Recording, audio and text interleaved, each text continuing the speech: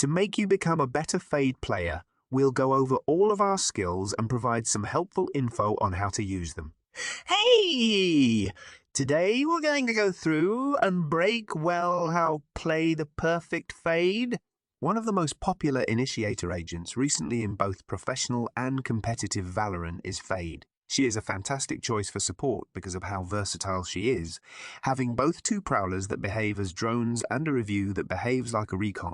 Let's discuss how to use Fade to control. She must have an intelligence in her hand before casting the Fade signature ability, which is her haunt. Every 40 seconds following a throw, her haunt refreshes. In contrast to most incorrect project hours, which will fall in the air when thrown until they strike terrain when she casts, she will toss a timer that starts as long as it makes contact with horizontal to array. The Watcher has a maximum airtime of 1.5 seconds.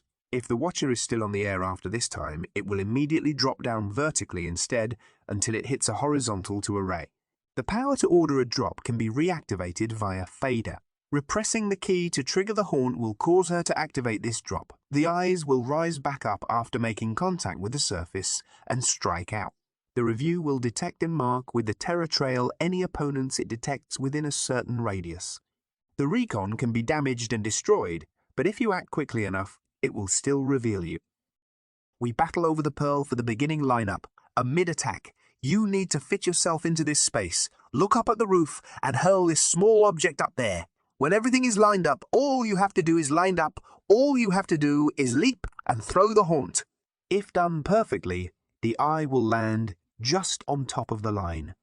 The majority of the rear, both entries, the back halls, and all hiding will be made visible. Be careful since adversaries still can hide on the web and heaven may even be connected.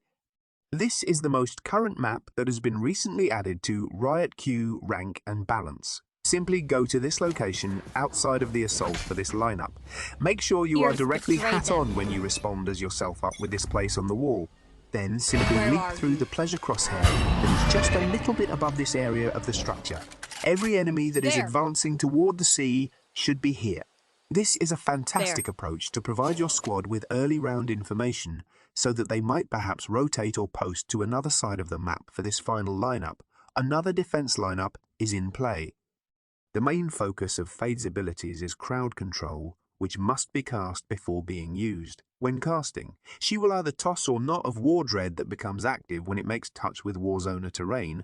They will simply float in the air when they are thrown, unlike other throw project calls, until they make contact. For the same 1.5 seconds, Fade seizes may occur in the air. Prowler's main strength is in its ability to be understood, which Fade must prove after throwing. Upon casting, she puts forth a cat-like Prowler. Clicking fire sends the problem in a single direction in the area of a crosser, while pressing fire enables you to influence the issue's direction by going across into the same direction.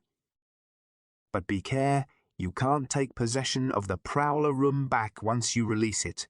Therefore, you must hold it if you wish to clear several perspectives. The monster will move until its 2.5 second life ends, at which time it will disappear, or when its frontal vision call identifies a hostile agent or terror trail. Nightfall is Fade's superpower. Fade's Nightfall is a deafen and decay spell that must be fitted via fading before it can be used. She will launch a wave of nightmare energy that will advance and strike any hostile agents. By doing so, we will be identified, plagued by decay, and left with a horror trail. The final product is 40 meters long and 24 meters wide. Your trail is visible for a total of 12 seconds, and you are deaf. So while you can flee, you most certainly cannot hide. As soon as the Decade Aid is applied, it will start to be restored significantly. Fade is a very adaptable, fun, and rapidly successful agent for team play. Mastering Fade won't be quick, that much is certain. Learning how to use the incredibly complex Fade agent will require a lot of practice. The more you play the game and level up while playing Destiny, the more new strategies you'll discover to help you use her abilities more efficiently.